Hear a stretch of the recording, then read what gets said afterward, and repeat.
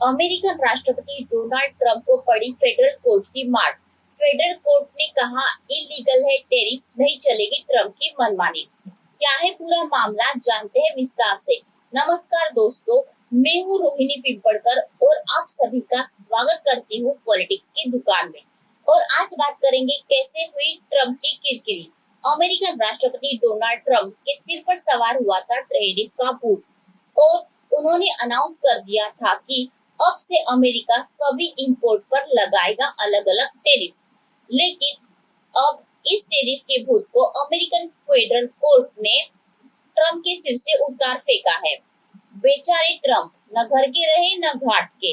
जब से वो दूसरी बार राष्ट्रपति बने थे, दिन रात सिर्फ एक ही सपना देखते थे, अमेरिका को फिर से मैन्युफैक्चरिंग हब बनाना है, मेड इन अमेरिका को प्रमोट करना है।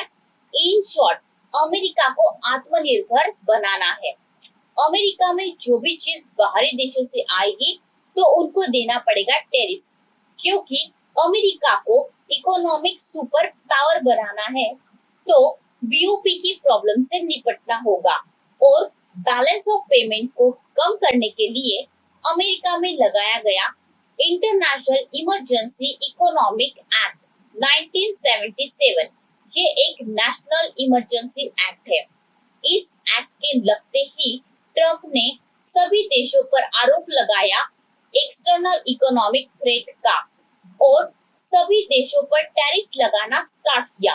वियतनाम पर लगाया 90% का टैरिफ, चाइना पर 67%, ताइवान पर 64%, इंडिया पर 52% का टैरिफ लगा, तो यूरोपियन यूनियन पर भी लगा 39% का टैरिफ।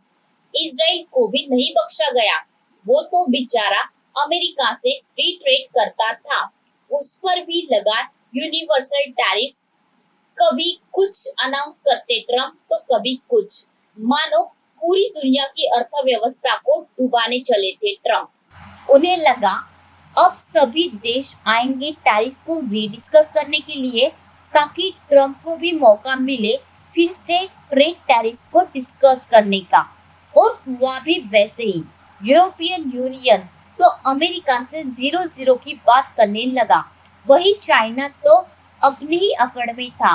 अमेरिका ने चाइना पर 245% का टैरिफ इम्पोज कर दिया, लेकिन चाइना ने पलटवार करते हुए अमेरिकन ब्रांडेड चीजों के असली दाम दुनिया को बताना शुरू कर दिए और डायरेक्ट ऑर्डर करने का ऑफर भी चाइना सभी को देने लगा।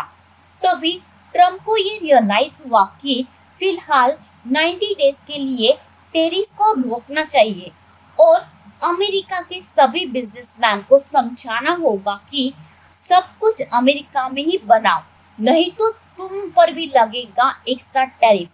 आईफोन के सीईओ टिम कुक से भी कहा, भारत में आईफोन मत बनाओ, 20% एक्स्ट्रा टैरिफ लगेगा, नहीं तो तुम पर भी, और रेडी रहो 25% एक्स्ट्रा टैरिफ के लिए।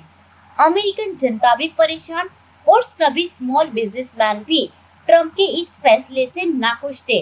तभी कुछ स्मॉल बिजनेसमैन और लिबरेशन लीगल एडवाइजरी ग्रुप ने अमेरिका के इस फैसले को फेडरल कोर्ट में दी चुनौती और फेडरल कोर्ट के जज साहब ने भी कह दिया कि पूरी दुनिया के साथ हो रहे एक साथ ट्रेड को ट्रंप एक्सटर्नल इकोनॉमिक थ्रेट नहीं कह सकते हैं।